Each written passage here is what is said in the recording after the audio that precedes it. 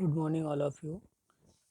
अब हम लोग नेक्स्ट वीडियो में जो नेक्स्ट सेशन है अपना, जो अभी 2 वीडियो आपके हम इस बैच में ले चुके हैं, 2 लेक्चर हो चुके हैं आपके। अब हम लोग देखेंगे कूलाम का नियम, आज उसी के आगे ये चल रहा है तुम्हारा, ठीक है। सीक्वेंस से यूनिट वही चल रही है स्थिर विद्युत की। जब यूनिट पूरी होगी हम बता देंगे, ठीक है। किसी को कोई दुख तकलीफ समस्या हो तो हमको बताइएगा अपने कमेंट देकर, ठीक है। तो कूलाम का नियम, कूलाम कौन थे? फ्रांसीसी वैज्ञानिक थे। इन्होंने बताया था कि कूलाम जो आवेश है वो 2 प्रकार का होता है। कौन कौन सा हमने बताया था? धनावेश और ऋणावेश। तो इन्होंने अब देखिए और भी गहन अध्ययन किया उसके ऊपर। अब हम लोग आगे पढ़ेंगे। तो सबसे पहले अब आता है कूलाम का नियम ही आएगा। तो कूलाम का नियम सन 1785 ईस्वी में फ्रांसीसी वैज्ञानिक कूलाम ने प्रयोगों के आधार पर 2 आवेशों के बीच कार्य करने वाले बल के संबंध में एक नियम प्रतिपादित किया, जिसे कूलाम का नियम कहते हैं। आप लोग इस वीडियो को पुश करके नोट कर लिया करें इसको, ठीक है। इनके नियमानुसार देखिए, एक ये आवेश है और एक ये आवेश, इनके बीच की दूरी कितनी है? आर, बीच की दूरी आर, ठीक है। तो अब ये धनावेश भी हो सकते हैं, ऋणावेश भी हो सकते हैं, ठीक है। अगर ये धनावेश होंगे तो इनके बीच में प्रतिकर्षण लगेगा, दोनों अगर दोनों ऋणावेश होंगे तो दोनों के बीच में प्रतिकर्षण लगेगा। अगर एक ऋणावेश हुआ, एक धनावेश हुआ, एक धनावेश हुआ, एक ऋणावेश हुआ, तो इनके बीच में आकर्षण बल लगेगा। इन्हों किसने बताया था? कूलाम ने बताया, ठीक है। लेकिन वो बल कितना लगेगा ये भी कूलाम ने ज्ञात करने का फार्मूला निकाला। तो वही आज हम लोग पढ़ेंगे। कूलाम भाई साहब को देख लेते हैं आज। चलो, 2 स्थिर विद्युत आवेशों के मध्य लगने वाले आकर्षण या प्रतिकर्षण बल दोनों आवेशों की मात्राओं के गुणनफल के अनुक्रमानुपाती तथा बीच की दूरी के वर्ग के व्युत्क्रमानुपाती। यह बल दोनों आवेशों को मिलाने वाली रेखा के अनुदिश होता है। चलो, नियम पढ़ लिया। अब देखिए, दोनों आवेशों के गुणनफल के अनुक्रमानुपाती, तो F प्रोपोर्शनल Q1 Q2, ठीक है। इसे मान लेते हैं इक्वेशन फर्स्ट, ठीक है।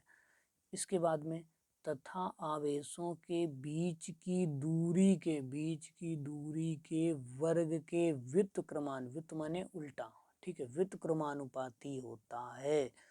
तो ये देखिए F प्रोपोर्शनल Q1 Q2 और F प्रोपोर्शनल 1/r²। तो from equation first and second, ठीक है। इक्वेशन फर्स्ट और सेकंड से क्या आएगा? देखो, F प्रोपोर्शनल Q1 Q2 बटे r², दोनों की आपस में गुणा कर लेंगे। अब जब प्रोपोर्शनल लगाते हैं तो ये जब प्रोपोर्शनल लगाते हैं और जब ये प्रोपोर्शनल हटाते हैं तो यहाँ पे क्या आएगा? कांस्टेंट आएगा। क्या आएगा? कांस्टेंट आएगा। तो ये कांस्टेंट क्या लगा दिया? के। तो आ गया तुम्हारा F प्रोपोर्शनल Q1 Q2 अपान r²। तो कूलाम भाई साहब ने इस फार्मूले का प्रतिपादन किया। अब हम लोग इस फार्मूले को और आगे इसका पोस्टमार्टम करते हैं, देखते हैं जरा आगे।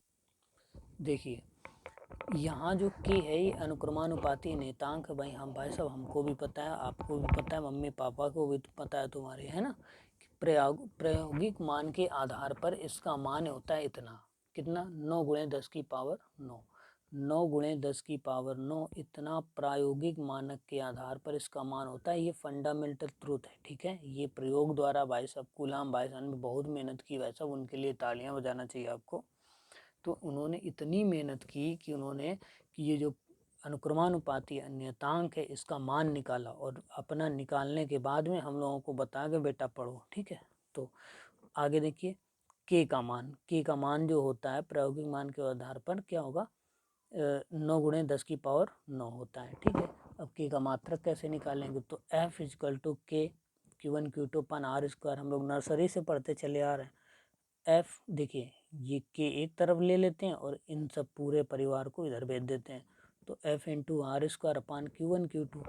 तो F क्या है? यहाँ पे बल है, देखो रंगबाजी दिखा रहा है ना, ये बल है बल, तो F क्या है, बल, तो इसका बल का मात्रक क्या होगा, न्यूटन इंटू आर क्या थी, आर आवेशों के बीच की दूरी थी मेरे लाल, तो दूरी थी, तो दूरियां यहाँ दो स्क्वायर है ना उसका, तो मीटर एक दूरी का मीटर, दूसरी दूरी का फिर मीटर, तो मीटर गुणे मीटर स्क्वायर हो गया, पावर बढ़ गई भाई साहब की।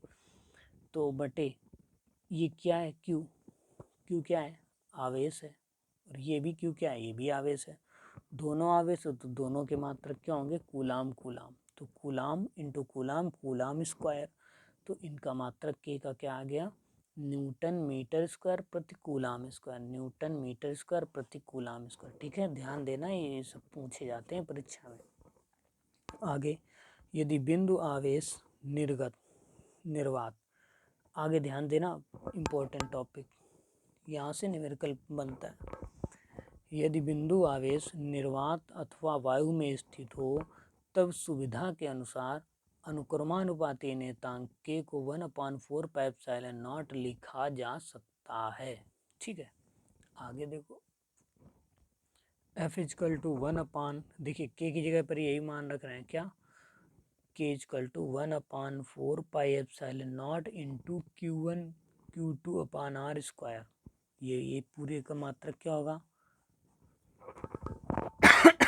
बल होगा। ठीक है, एप्सिलॉन नॉट क्या है, इसी निर्वात की वैद्युशीलता कहते हैं, इसे क्या कहते हैं बच्चा, निर्वात की वैद्युशीलता।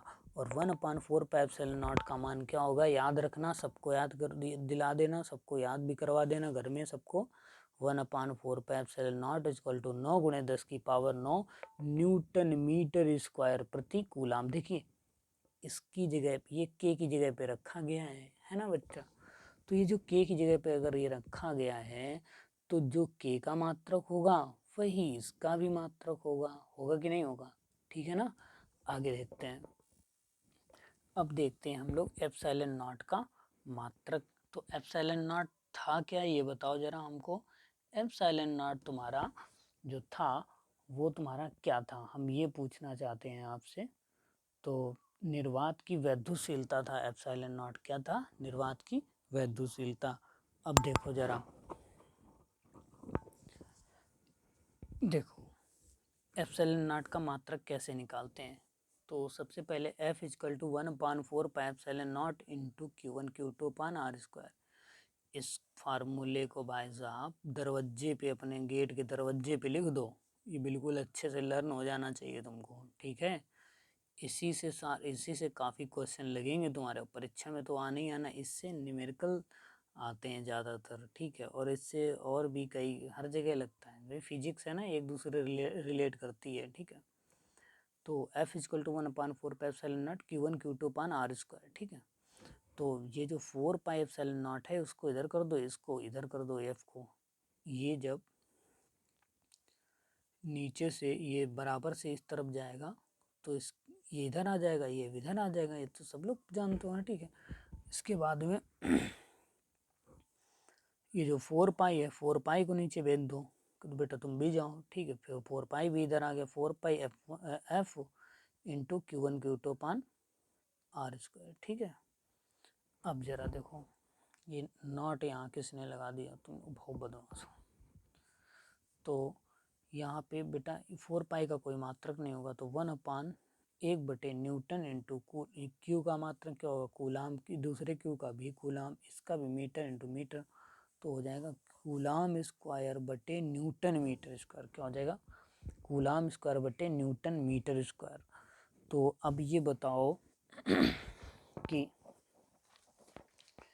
इसका मान कैसे निकालेंगे, इसका मात्रक कैसे निकालेंगे। तो चलो देखो, हम लोग इसका मात्रक, इसकी बीमा निकालते हैं एप्सिलॉन नॉट की।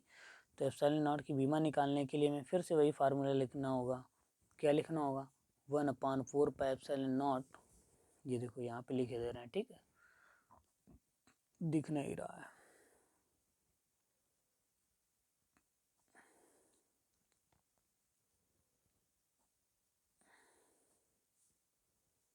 F, तो एप्सिलॉन नॉट बराबर आ जाएगा 1/4π इंटू Q1 Q2/r², ठीक है। तो 4 पाई की तो कोई भी मान होती नहीं है, ठीक है, क्योंकि ये कांस्टेंट वैल्यू है, अंकों की कोई भी मान नहीं होती। कक्षा 11 में आपको मास्टर साहब ने पढ़ाया होगा।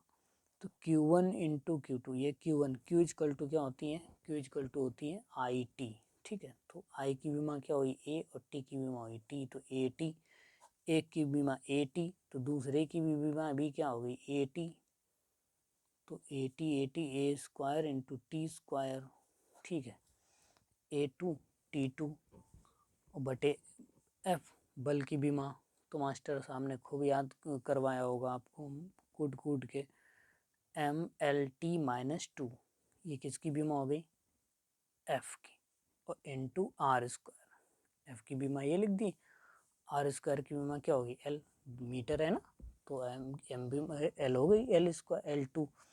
इन दोनों को एक साथ में खिचड़ी पका देंगे तो ये आ जाएगी M-1L-3T4A2, ठीक है। इतनी बात आ गई समझ में, बताओ ना यो तो कोई बात नहीं, फिर से देख लेना वीडियो को पीछे करके, है ना भैया।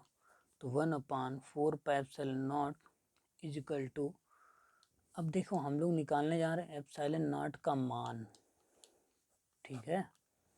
ये मान कैसे निकालते हैं, ये पूछ दिया जाता है कभी कभी भाई साहब, एप्सिलॉन नॉट का मान। तो 1/4 pi epsilon not equal to क्या होता है 9 गुणे 10 की पावर 9, ठीक है। तो अब हमें तुमसे पूछ रहे हैं एप्सिलॉन नॉट, तो एप्सिलॉन नॉट इधर आ जाएगा, इधर चला जाएगा, तो 1/4 पाई इंटू 9 गुणे 10 की पावर 9, ठीक है। तो अब एप्सिलॉन नॉट बराबर 1/4 इंटू 3.4 पाई का मान रख देते हैं, इधर 9 गुणे 10 की पावर 9, ठीक है। इसको जब हम लोग सॉल्व करेंगे तो इसका मान आएगा तुम्हारा 8.85 इंटू 10 की पावर माइनस का 12, मात्रक क्या होगा कूलाम स्क्वायर न्यूटन प्रति मीटर स्क्वायर, ठीक है, इसका ये मात्रक होगा, ये भी पूछा जाता है, ठीक है ना। इसके बाद में हम लोग यहीं से द एंड करते हैं, मिलते हैं आगे वाली वीडियो में अपने, तब तक के लिए हमारे चैनल को लाइक सब्सक्राइब एंड शेयर ज़रूर कीजिए सबके साथ में, ठीक है। Thank you very much watching for video.